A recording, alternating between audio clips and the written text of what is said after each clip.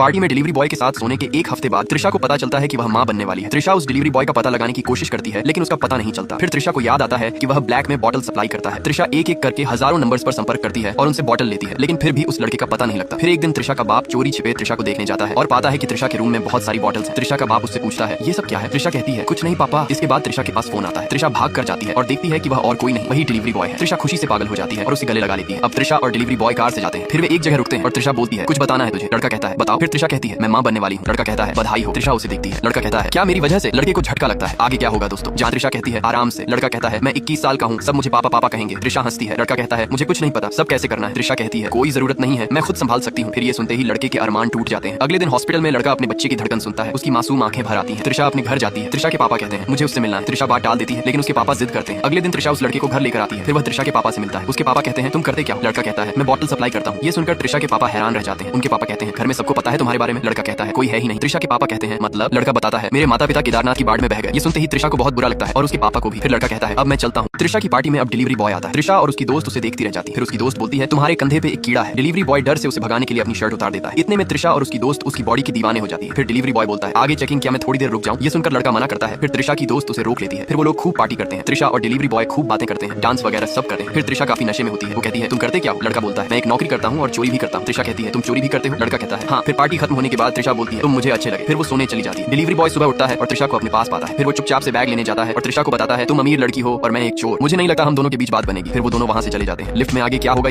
त्रिशा को कमरे में कपड़े बदलने होते हैं। उसने विशाल से कहा, तू बाहर जा, मुझे चेंज करना है। लेकिन विशाल कहाँ मानने वाला था। उसने शरारत से मुस्कुराते हुए कहा, अरे मैंने तुम्हें पहले भी देख लिया है, इतनी शर्म क्यों कर रही हो? त्रिशा ने आंखें तरेरी और उसे कमरे से बाहर भगा दिया। बेचारे विशाल के अरमानों पर पानी फिर गया। वो बाहर बैठा खुजली करता रहा। थोड़ी देर बाद त्रिशा बाहर आई और उसे खुजलाते देख बोली, अबे क्या कर रहा है? विशाल ने उसने तुरंत पूछा, चलो बाहर घूमने चलते हैं। दोनों बाइक पर शहर की सैर करने निकल पड़े। रात भर दोनों ने खूब मस्ती की, हंसी ठिठोली की और शहर के अलग अलग कोनों में घूमा। वापस लौटते ही विशाल फिर से अपनी चालू हरकतों पर उतर आया। त्रिशा थकी हुई बोली, विशाल अब सो जा। त्रिशा ने दरवाजा खोला तो देखा कि विशाल उसके सामने खड़ा होकर अपने एब्स दिखाने की कोशिश कर रहा था, जैसे उसे इंप्रेस करने की पूरी प्लानिंग कर रखी हो। त्रिशा हंसते हंसते बोली, अरे हट, क्या कर रहा है? त्रिशा उसकी हरकतों को देखकर मुस्कुराई और अंत में कहने लगी, ठीक है, बस थोड़ा टाइम स्पेंड करेंगे। अगर सभी को त्रिशा के पापा जैसा ससुर मिले तो सच में मजे ही मजे हों। त्रिशा के पापा को विशाल पसंद आ जाता है और वो अगले दिन उसके घर पहुंच जाते हैं। लेकिन विशाल का घर देखकर उनकी आंखें फटी की फटी रह जाती हैं। विशाल ने कमरे को सिगरेट के धुएं से भर रखा था। वो अंकल को बैठने को कहता है, पर पापा कहते हैं, अबे बैठूं कहाँ, हर जगह कूड़ा फैला हुआ है। घर की हालत देखकर त्रिशा के पापा शॉक हो जाते हैं। कपड़े बर्तन चारों ओर बिखरे पड़े हैं। बेडरूम में तो और भी बुरा हाल था। 2 साल पुराने पिज्जा में सिगरेट घुसा रखी थी। किचन का हाल देखकर तो ऐसा लग रहा था जैसे सदियों से बर्तन धुले ही ना हो। पापा तुरंत बाहर जाते हैं और सफाई कर्मचारियों को बुलाकर पूरा घर साफ करवाते हैं। इसके बाद वो विशाल को कार में बिठाकर अपने साड़ी के बिजनेस पर ले जाते हैं। वो बताते हैं कि विशाल को बस रोजाना वहाँ बैठना है और शाम को पैसे ही पैसे। लेकिन विशाल मना कर देता है। पापा जो ठहरे एक गुजराती व्यापारी हार मानने वाले नहीं थे।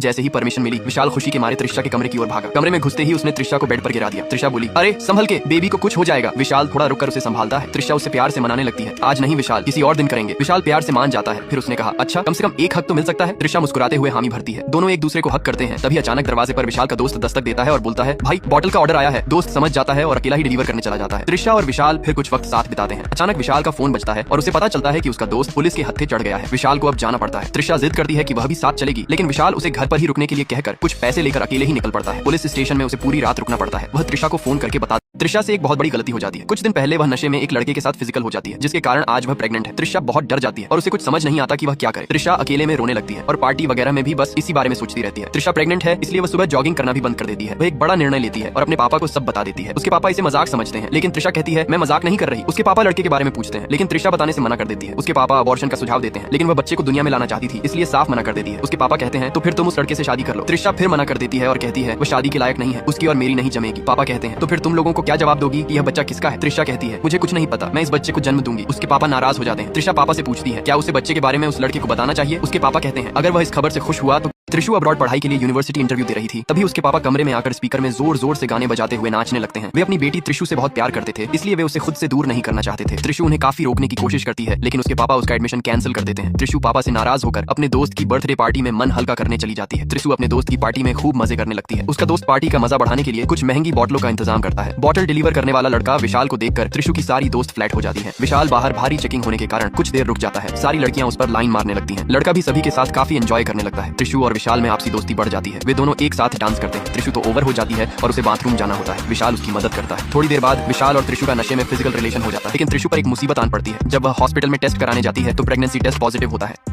चेकअप के बाद जब विशाल डॉक्टर स्नेहा को पैसे देने लगता है, त्रिशा उसे बाहर खींचते हुए कहती है, पैसे डॉक्टर को नहीं रिसेप्शनिस्ट को देते हैं। विशाल मुस्कुराते हुए कहता है, ये सब छोड़ो, तुमने डॉक्टर से पूछा कि हम वो फिर से कर सकते हैं क्या? त्रिशा उसका मजाक उड़ाते हुए हंसती है और कार में बैठकर चली जाती है। घर पहुंचने पर त्रिशा को पता चलता है कि उसके पापा विशाल के बारे में सब जानकारी निकाल चुके हैं और उससे मिलने पर जोर देते हैं। त्रिशा मना करती है, पापा वो आपको पागल कर देगा, लेकिन पापा के जोर देने पर वह मान जाती है। विशाल घर आता है, त्रिशा के पापा को उठाने में इतनी जोर लगा देता है कि उनके कंधे में दर्द हो जाता है। फिर पापा उससे काम के बारे में पूछते हैं तो विशाल ईमानदारी से कहता है कि वह बॉटल बेचता है। जब उसके परिवार के बारे में पूछा जाता है तो वह बताता है कि वह अनाथ है और उसके माता पिता केदारनाथ की बाढ़ में गुजर गए। वह अपने रिश्तेदारों पर बोझ नहीं बनना चाहता था। विशाल उसके पापा की सारी चुगली कर देता है। त्रिशा अपने पापा को डांट लगाती है और कहती है, आपको क्या जरूरत थी उसे ये सब बिजनेस दिखाने की? वो नहीं करना चाहता, आप जोर क्यों दे रहे हैं? पापा कहते हैं, मैं तो बस उसे सेटल करना चाहता हूँ। विशाल कहता है, अंकल मैं पहले से ही सेटल हूँ। पापा कहते हैं, हाँ बेटा, तू तो ब्लैक में अमृत बेचकर अच्छा खासा सेटल है। विशाल कहता है, तो आप हमारी शादी कराना चाहते हैं? त्रिशा मना कर देती है और कहती है, मैं इससे शादी नहीं करने वाली। पापा उन दोनों को किसी तरह मना लेते हैं। विशाल भी शादी के लिए मान जाता है और त्रिशा भी सोच में पड़ जाती है। कुछ समय बाद वह भी मान जाती है। अब उसके पापा त्रिशा को विशाल के घर रहने के लिए भेज देते हैं ताकि वे एक दूसरे को समझ सके। विशाल उसे अपना घर दिखाता है। त्रिशा को उसका घर पसंद आता है। विशाल उसे अपने बेडरूम में ले जाने लगता है। त्रिशा जोर से हंसती है और कहती है, तू अभी भी उसके ख्यालों में है, हमारे बीच ऐसा कुछ नहीं होने वाला। लेकिन विशाल भी आज फुल मूड में था। आगे क्या? विशाल घर के कोने कोने में त्रिशा को ढूंढ रहा था, लेकिन वो कहीं नहीं मिल रही थी। आखिरकार बिना देर किए वह त्रिशा के पापा के घर पहुंचा। घर में घुसते ही त्रिशा मिल जाती है, जो अपना कुछ सामान लेने आई थी। विशाल थोड़ा नाराज होते हुए पूछता है, तुम मेरा कॉल क्यों नहीं उठा रही थी? त्रिशा ने जवाब दिया, उठा नहीं पाई, लेकिन तुमने बाद में मेरा कॉल क्यों नहीं उठाया? तभी विशाल को याद आया कि त्रिशा को ढूंढने की टेंशन में उसने भी किसी का फोन नहीं उठाया। त्रिशा ने उसे सोफे पर बैठने के लिए कहती है। विशाल अपने दिल की सारी बातें त्रिशा से कहने लगा कि कैसे वह उसे बेहद पसंद करने लगा है और उसके बिना अब रह नहीं सकता। उसने त्रिशा से हमेशा साथ रहने और शादी करने की बात भी कही। त्रिशा भी मुस्कुरा दी। उसे भी विशाल अब अच्छा लगने लगा था तो उसने भी हामी भर दी। बाहर से त्रिशा के पापा घर में दाखिल होते हैं। विशाल बहुत उत्सुक होता है। उसने जल्दी जल्दी त्रिशा से कहा, चलो अब चलते हैं। त्रिशा के पापा हंसते हुए बोले, अरे इतनी भी क्या जल्दी है, थोड़ी देर और रुक जाओ। उसने